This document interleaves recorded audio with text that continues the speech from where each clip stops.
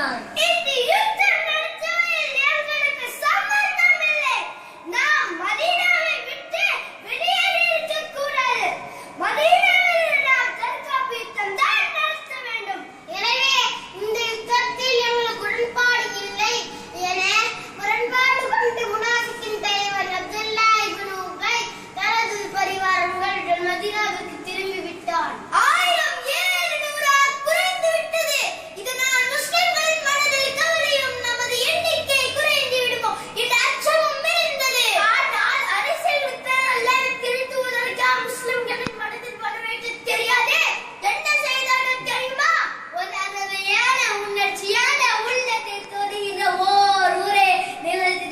அவ்வளவுதான்.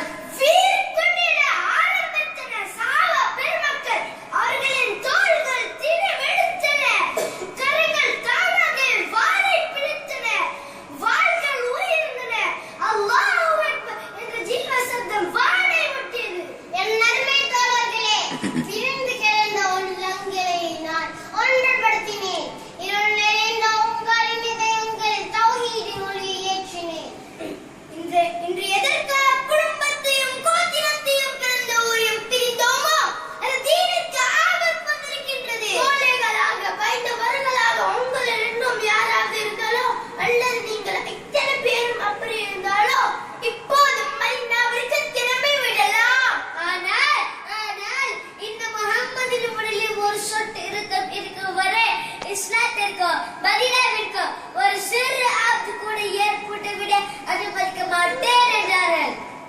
படை புறப்பட்டது. 3000 பேர் கொண்ட எதிரிகளின் ஆவேச படையை இஸ்லாமிய படை எதிர்கொண்டது. அல்லாஹ் அக்பர், அல்லாஹ் அக்பர், அல்லாஹ் அக்பர், லா இலாஹா இல்லல்லாஹ், முஹம்மதுர் ரசூலுல்லாஹ். போர் மிகவும் உக்கிரமாக நடந்தது.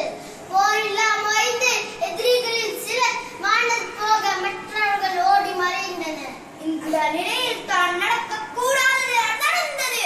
போர் ஓய்ந்து விட்டது என எண்ணி மலையில் பாதுகாப்பிற்காக நிறுத்தப்பட்ட நபி தோழர்கள் கீழே இறங்க இதனை பயன்படுத்தி ஓடிய எதிரிகளை ஒன்றுபடுத்தி மலையில் மற்றொரு வழியாக திடீர் தாக்குதலை நடத்தினார்.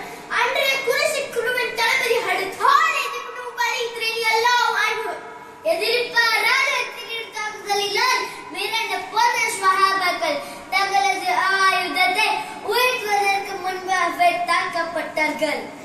சத்திய தூதர், நித்திய வேந்தர், யாவருக்கும் ஷஃபாஅத் செய்யும் சர்தார் எங்கள் கண்மணி நாயகம் ஸல்லல்லாஹு அலைஹி வஸல்லம் அவர்களின் பற்கள் ஷஹீதானது. அவர்களின் பொன்னான முகத்தில் ஆடைகள் பறந்து இரத்தம் கொட்டியது. சஹாபாக்கள் அழுது புலம்பினர். நபிகளை தாக்கியே தீர வேண்டும் என்று ஒரு கூட்டம் அவர்களை நெருங்கி வாள் வீசியது. கண்மணியை நோக்கி வந்த வாள் வீச்சை கரம் கொண்டு தாங்கிய ஒரு சஹாபியின் கரம் துண்டாகியது. நபி ஸல்லல்லாஹு அலைஹி வஸல்லம் அவர்களின் பாதுகாப்பிற்காக சுற்றி நின்ற சஹாபாக்களிடம் கவசம் இல்லாத போது அவர்களின் நெஞ்சங்களே கவசங்களாக மாறியது. இதனால் சில தோழர்கள் ஷஹீதானார்கள். இதற்கிடையில் நபிகள் ஷஹீதாக்கப்பட்டார் என்ற வதந்தி முஸ்லிம் வீரர்கள் அவர்கள் சோர்ந்து போர் வேகம் தனிய ஆரம்பித்தது. இதிலே உணர்ந்த நபிகள் பெருமான் ஸல்லல்லாஹு அலைஹி வஸல்லம் அவர்கள் பக்கத்தில் இருந்த காரில் பாறை மீதேறி வில்லை என கூற முயற்சித்தார்கள். இரத்தம் சிந்ததால் பாறையில் ஏற முடியாது. பல முறை கீழே விழ பக்கத்தில்